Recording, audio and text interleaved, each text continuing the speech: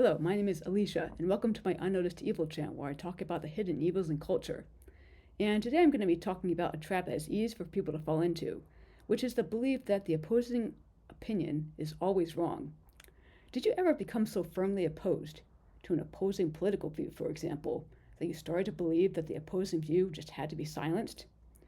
It is easy to fall into the trap of forgetting that your opinion about something, such as politics, is just an opinion.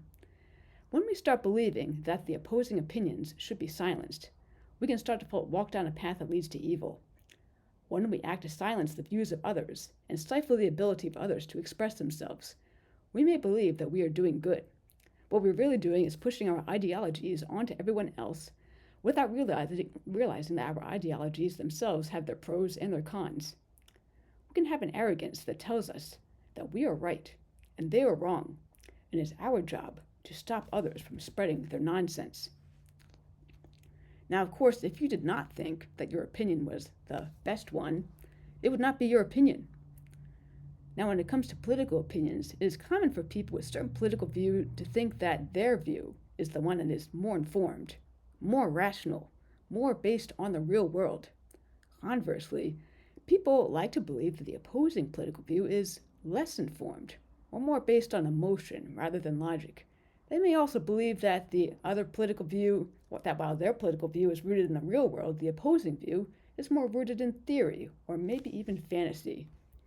Arguably, the stronger one's opinion is about something, the more likely the person is to think that their opinion is objectively right while the opposing opinion is objectively wrong, without realizing it's just an opinion. Note, though, not everything should be a matter of opinion. Morality, or the definition of right and wrong, is supposed to be subjective. Harm is done when morality is treated as being subjective, as I discuss in my other video on evil's aversion to objective reality. Politics and morality, though, do not completely overlap.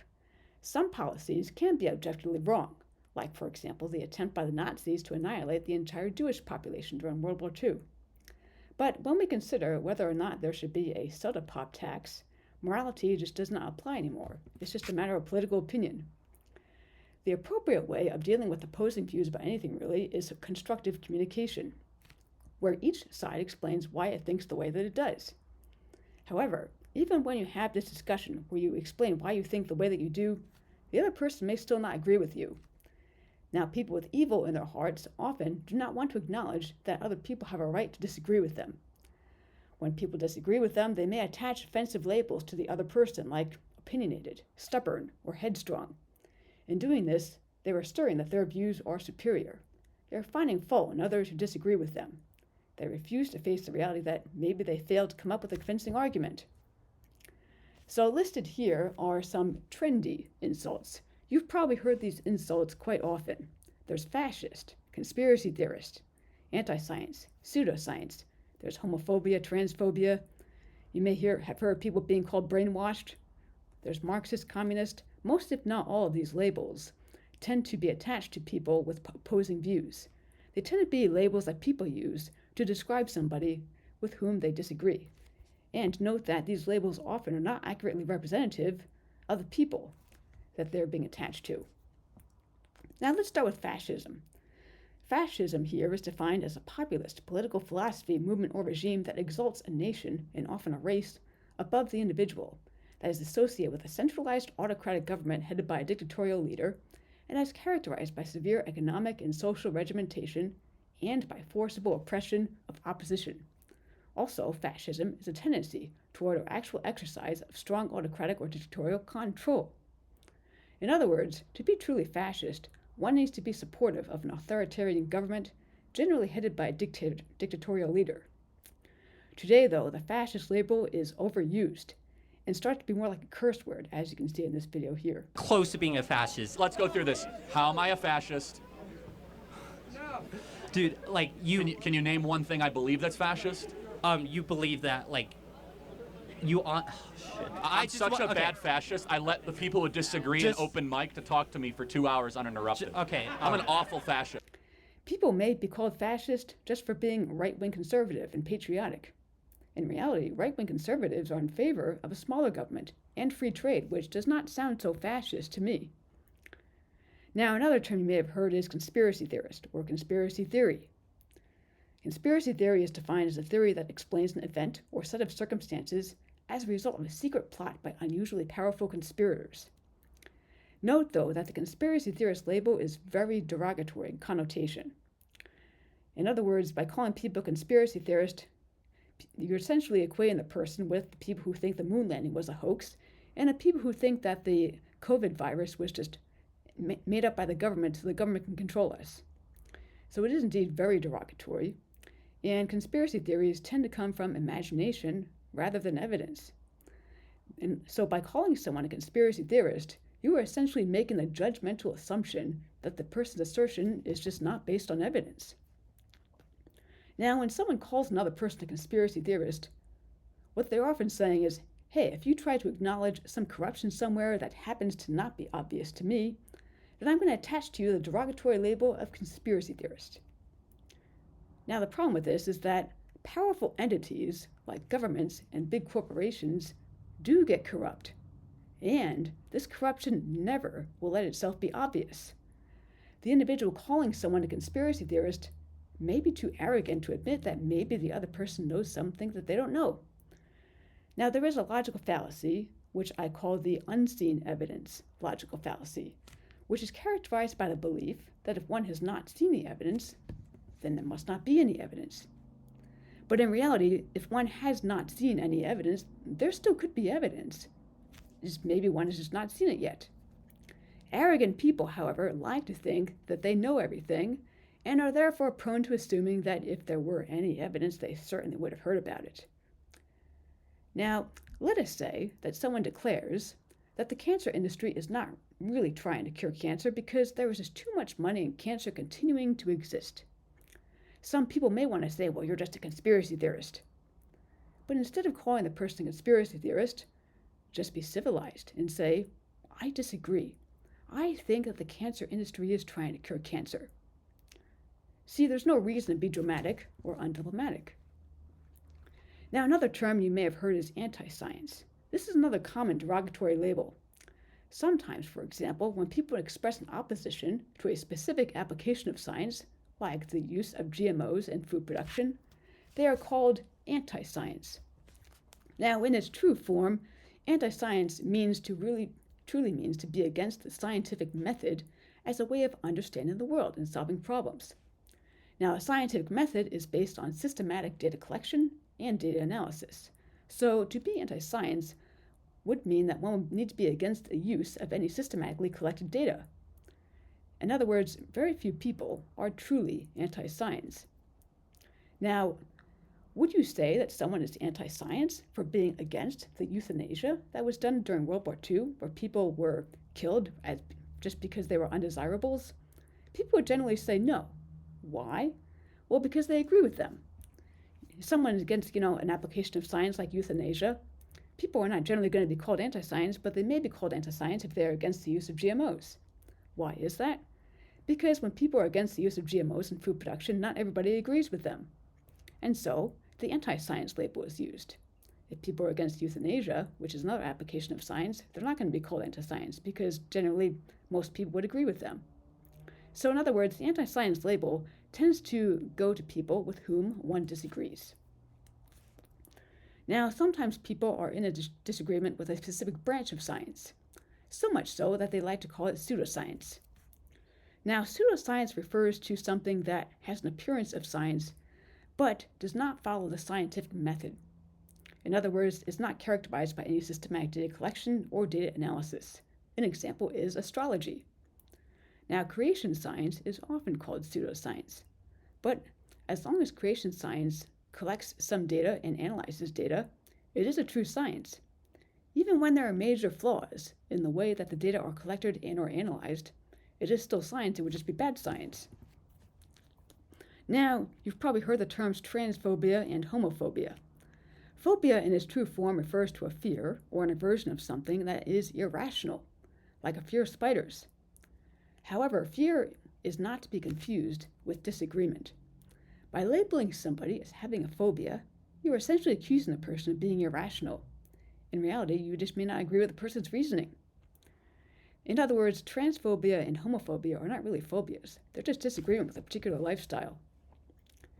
Now, another term is brainwashing. You may have heard people describe an opposing view as a view that's the result of brainwashing. Those people, they're just been brainwashed. Brainwashing is another expression that's used quite a bit.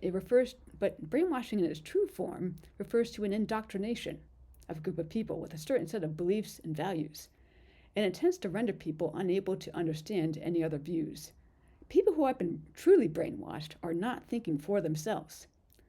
Now, of course, sometimes people label other people with an opposing view as being brainwashed, and what they're implying is that the other person with the opposing view is just not thinking for themselves. But certainly if they were thinking for themselves, they would not hold that view, they would have held my view. So you see, brainwashing is yet another expression used to describe an opposing view, but it's laced with judgmental assumptions about why the person thinks the way that he or she does. Another label you've probably heard is a Marxist or communist. In itself, Marxist or communist label is not derogatory, but today it is often used as a slur. It often describes someone who is politically in favor of certain government interventions into the economy or society. The Black Lives Matter organization has been slurred as being a Marxist organization. Note, however, that Karl Marx did not identify as Marxist, but rather communist. People who are communist are politically in favor of government taking over the banks and the means of production. Of course, that's what communist in its true form means. Now, is the Black Lives Matter organization trying to get the government to take over the means of commodity production? Well, even if the leaders of the organization were Marxist, it does not make the entire organization Marxist, and nor does it make the millions of people who are participating in the Black Lives Matter movement as being Marxist. Now, another big topic is cancel culture. Cancel culture, by definition, is the practice or tendency of engaging in mass canceling as a way of expressing disapproval and exerting social pressure. It generally occurs when the mainstream view in a culture is silencing the minority view. The mainstream view often sees the minority view as offensive or maybe even harmful. Often it is the minority view that will acknowledge the presence of cancel culture. Those people of the majority view are more likely to deny that it is happening. This article from the Political Studies Association discusses how mainstream values within a culture start to gradually dominate over the values of the minority. The article states that, quote, "It is about unaccountable groups successfully applying pressure to punish someone for perceived wrong opinions," unquote. Victims of cancel culture could lose their jobs and or become ostracized in their professions. For example, teachers in the United States have lost their jobs because they did not address transsexual students by their preferred pronouns. A professor lost his job because he attended the Back the Blue rally in support of police officers. In neither case was there an intent to do harm. These individuals were only expressing their views, which happened to be minority views. Now, in cultures where left-wing thinking dominates, the right-wing thinkers are the ones who notice cancel culture taking hold. They are the target. In places like Nigeria, where right-wing thinking dominates, left-wing authors are the ones who notice cancel culture taking hold. Cancel culture does not affect the rich and powerful as much, which is why you may notice rich and powerful people speaking against mainstream views the most and making the most controversial statements. Cancel culture causes people to be systematically placed in echo chambers, where they are fed information that tells them what they already think. As long as a person holds to the mainstream view, his or her viewpoint will never be challenged, even if it has its share of vices. Now, college campuses tend to be predominantly liberal and left-wing. In one news story, a college guy actually got kicked out of class because he said that there were only two genders.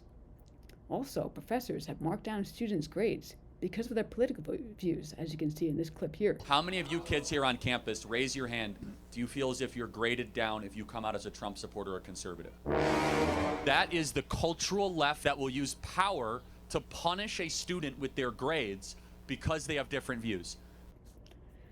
So it is a shame because college campuses are supposed to encourage freedom of thought. They're supposed to be places where people become more educated and become more aware of different ways of looking at things. And so to suppress a very specific view can be damaging. Now, of course, individuals can also be very intolerant of opposing views. So while right-wing conservatives tend to be the receiving end of they tend to be the targets of cancel culture in the United States, it does not mean that right-wing conservatives also think that fall into the trap of believing that left-wing liberals should be silenced. There was a video that Candace Owens and her friend Brandon put up where they were discussing politics and homosexual lifestyle. And in this video, they expressed a very strong bias in favor of right-wing conservative political views and expressed a very judgmental look at the left-wing liberal views. According to this podcast, Republican is the correct way to vote and Democrat is the wrong way to vote. Now, this was not stated explicitly in the video, but it was implied. Like when Brandon said Democrats are tearing up the country, and when the white male Christian was described as the backbone of the voting population, and of course the white male Christian is the one most likely to vote Republican. And so there were a number of judgmental statements made about groups most likely to vote Democrat, namely women and minorities. Candace described women's empathy as a superpower, but then goes on to say that this superpower was being hijacked for evil, that is, evil of the Democrats. She basically states that women are wildly emotional, and states that Democrats present more emotional arguments in political campaigns and that those women are the most likely to fall for these emotional arguments. Candace states that black men used to vote the same way that white men voted until their families were broken up. At that point, according to Candace, quote, black men became a part of that emotional silly putty. They were really voting for policies based on emotion rather than rationality and education, unquote. To which Brandon replied, because they were raised by women. Candace and Brandon, like many people with a certain political view, believe that their political view is the more rational one, while the opposing view is the more irrational and more emotional view. They make judgmental statements about the groups most likely to vote Democrat, namely that women are wildly emotional and that racial minorities are labeled with the defect of being from broken families that are headed by single mothers. Not only do Candace and Brandon say that women should not vote, they also believe it is bad for women to influence their husbands' voting behaviors because they would disrupt their husbands' otherwise rational thought processes. Now, Candace points out that nothing has improved since women got the right to vote. But this begs the question, what was supposed to improve? Were more qualified individuals supposed to enter public office? Were we expecting reductions in poverty, hunger, homelessness, or maybe an improved economy? The state of the country, of course, is dependent on many factors besides just who gets elected to public office. We must understand that the purpose of giving the people the right to vote is not so that the most qualified individuals enter public office, but rather for the people to decide who is most qualified to enter public office. If we say that we want the objectively most qualified individual to enter public office, that begs the question, well, who decides? And that's what democracy is all about. The people decide. Furthermore, even if women were truly more emotional than men, does that mean they should not vote?